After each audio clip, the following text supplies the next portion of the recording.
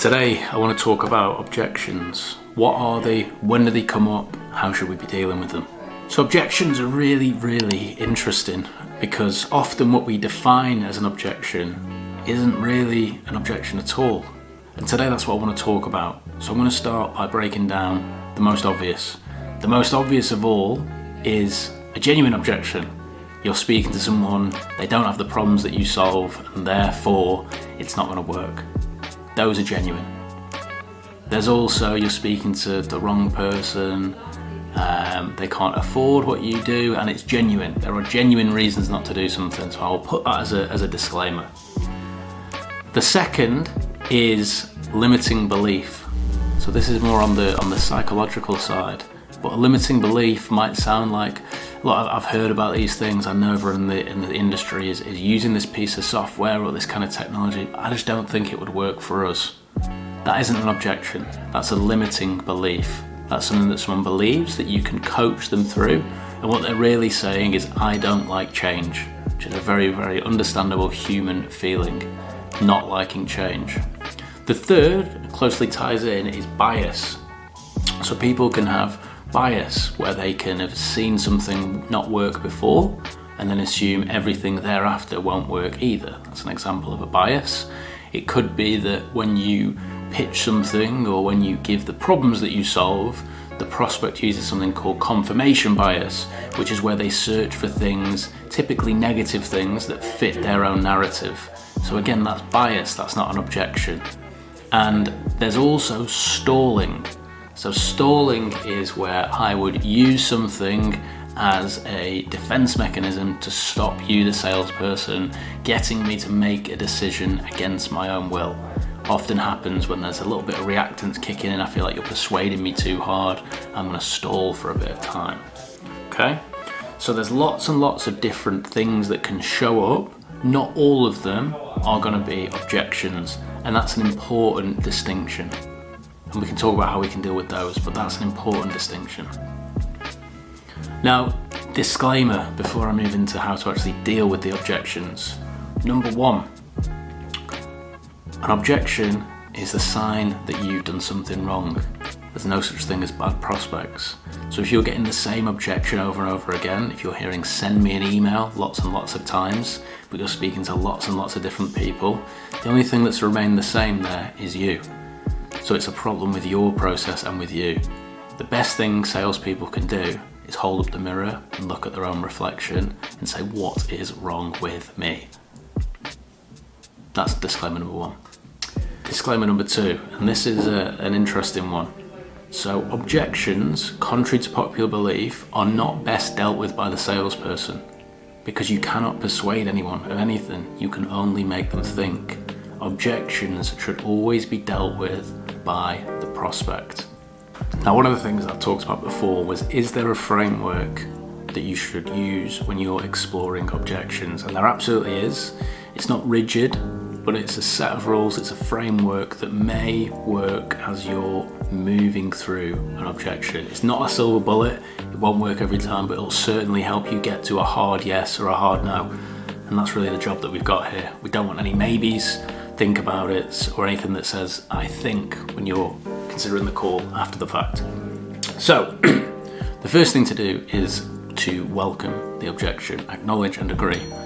When we're children, when we've got problems, when we let people know the reasons we don't want to do things, the best parenting advice that you can give someone is to acknowledge the way your child feels. And when we grow up, we are all children deep down. We are all the wiring that we developed in those first 6 years of life.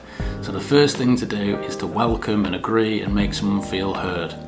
So they might say, I don't think we've got budget for something like this. Okay, that could be an objection. I don't think we have budget for something like this right now. Your job as a salesperson is not to argue with why that's not true, or why what you do is really cheap, or anything like that. You have to sound very genuine and like you really mean it, and really acknowledge that objection. So they would say, I don't think we can afford this right now. Yeah, that makes sense. That makes sense. And it's the start of the year. Not everyone can afford this. Otherwise, it'd make my job quite easy. Easy. Welcome. It's going to bring the guard right down.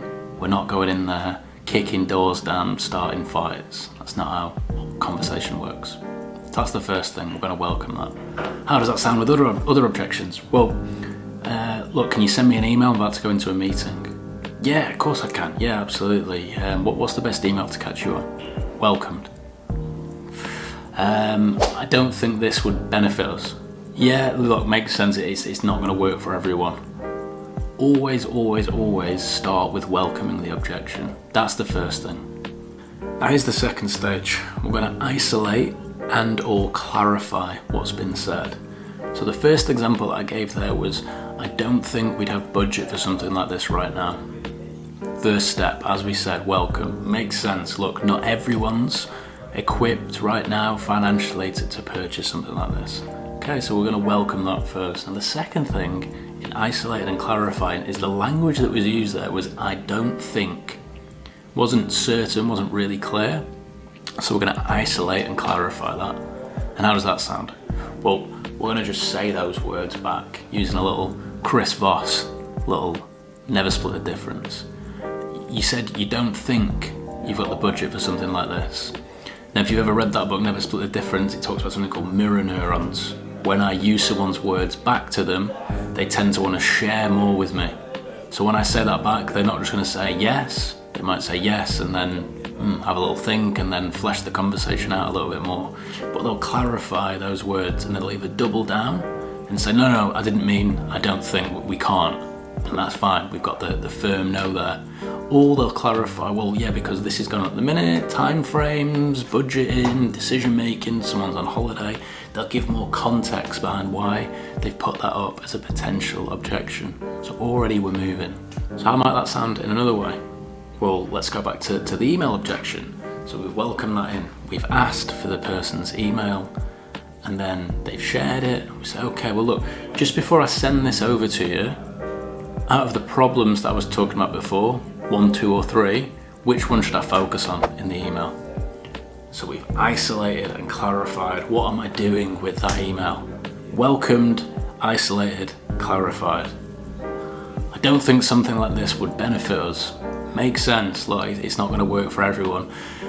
Just before I'll let you go, do you mind if you tell me what you mean by you don't think it'd be something that benefit you, just so I can put it in my notes? Nice and soft, nice and easy, but I'm always going for that next level of clarity, that digging deeper. It's not about moving along to your next question, forcing the fact. It's about, can I go deeper? Can I find the truth? I know what you're thinking, and I can handle the truth. So next up we've got complaints. So how do I handle complaints? How do I know what they sound like? Well, a complaint doesn't appear as a reason not to do something. So it could be, okay, it's a bit more expensive than I thought. That's not a reason to have to do anything.